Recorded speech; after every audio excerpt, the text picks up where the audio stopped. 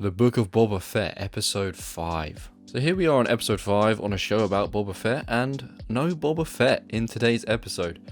A surprise to be sure, but a welcome one, as of course they bring back Mando, the man himself. Obviously he was teased in last week's episode when we got that little bit of music playing and you think, okay, maybe he'll come at the end of the show. But no, they just came out the blocks and gave him a full episode, and I was like, holy shit. Like, as soon as I saw the silhouette behind like the curtain, I could see the Beskar spear, and I was like, oh shit, it's Mando, he's here. So cool, so great to have him back, just to hear that voice again, iconic voice that it is. It was just great to have him back on our screens again. And you know, this whole intro, we're just taking it, and it's so badass. You know, he's doing a little bounty, and he's using his dark saber now, but he's not very good with it. He finds it heavy, and we of course find that it's sort of a mental battle with that sword. You know, the more you swing it, the heavier it feels. So you really need to own that sword. You need to be in charge of it. And of course he does wound himself on it, which, you know, is a thing we've always thought with lightsabers. Like, damn, imagine if you just cut yourself with it. Like, you know, that'd be a bit of an L. And it does happen to him here, but either way, that whole bounty scene, so cool. It was just badass to see a Mandalorian using the dark saber like that. And on top of this, we learn, you know, some lore when he reunites with the other Mandalorians, the two that are left, the big buff dude, and then of course the woman who makes his armor and whatnot. You know, he reunites with them. We sort of hear some talk about Mandalorian, the fact that there was once a Mandalorian who was a Jedi, and sort of he possessed the dark saber and whatnot. But of course she says to him that she no longer considers him part of, you know, being a Mandalorian. You know, he's broke the creed because he admits that he has removed his helmet. Honestly, I look at it and I think it's stupid. You know, like their whole creed thing, like I get it. But part of it, you know, like the whole remove your helmet thing, is like, surely it's necessary at times, you know, surely it can't be that big of a deal. You know what I mean? But, you know, obviously they're very punctual with it. They're very like, listen, you've got to follow these rules. And I almost sense that Mando is maybe, you know, not feeling it as much. He learned to care for the child, for Grogu, and now that seems to be the only thing that really sort of, you know, takes his interest. It's like the creed and all that. He's a bit like, man, forget all that, I just want to be reunited with the child again. But that is certainly his desire, as of course he does get his Beskar rod, you know, his Beskar sword, whatever you want to call it, the Beskar spear. He gets that sort of melted down so that he can make a gift for Grogu. What this gift could be, you know, we're guessing. Myself and Joe, and shout out Joe, actually, he got me this t-shirt, a late Christmas present, Greedo, very cool. Thanks for that, Joe. You know, me and him are thinking like a cape holder, a bit like Count Dooku's, that thing he has there, like a Beskar cape holder.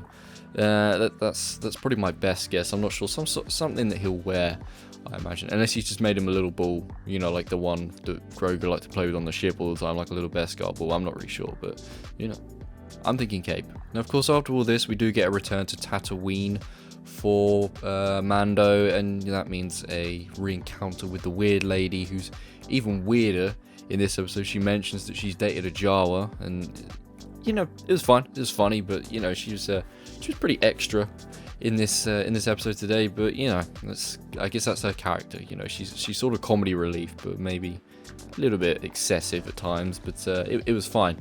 I did enjoy the whole segment though, as she's promised him a new ship, he gets it, he's disappointed. At first, when I saw the ship under the covers, I thought General Grievous's ship, it had a similar shape. Then she pulled it off and I thought, oh, it's a pod racer that's been modified.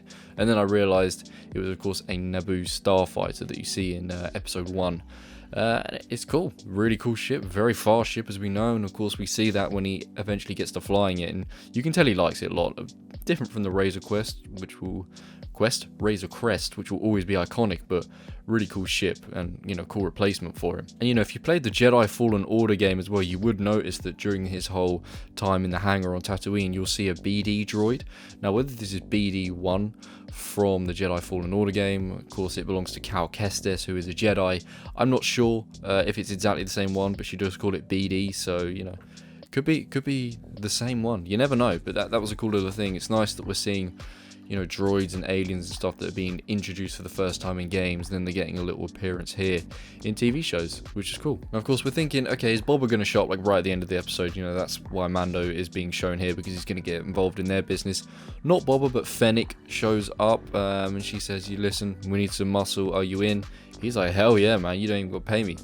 but I want to go and see the child first. You know, I've got to pay a visit to a little friend, and you know, it's just music to our ears. We're thinking, God damn, we're going to see the baby again, we're going to see Groga again. Just gets you all excited, you know. And you know, it could happen. It probably will happen next week, which is crazy unless they sort of take a break. But you know, they've got 2 episodes left now, so if BOBA is going to help, not BOBA, so if Mando is going to help BOBA, then, but he wants to visit Grogu first, then he's technically got to visit Grogu in next week's episode, and then the week after that, then he can come back and they can do their thing. But I wonder how that is going to go. Is it going to be a case of like he goes to take Grogu away because he misses him, because maybe stuff's not going well at the academy, I don't know, or is he not going to be able to see him? You know, we really have to wait and see, but I'm certainly intrigued. This was a great episode.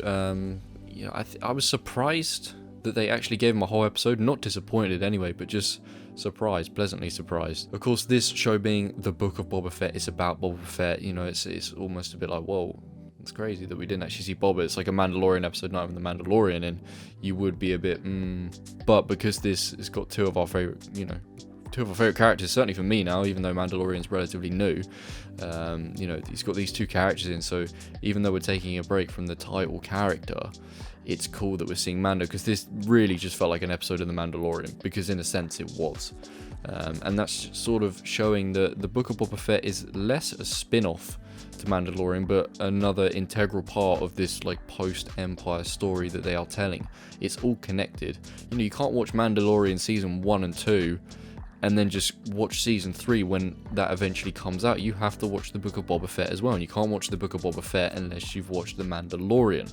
You know, it all pieces together, it all matters, it's all important. Yeah, so even though this is a different title, it's all one story, because it's all sort of carrying on at the same time, it's continual. So yeah, great episode, really cool, really surprising, so glad Mando's back, and yeah, I really can't wait. They just get better every week. I'm going to give this episode, again, a 9.5 like last week. It certainly warrants the same, and I had a great time with it, and yeah, me and my dad loved it to bits, and I'm sure everyone else will. I hope you guys did, and if you've seen it, please let me know what you think about it if you have any theories. I've been Joe Squared, thank you for watching, and I'll see you in the next one.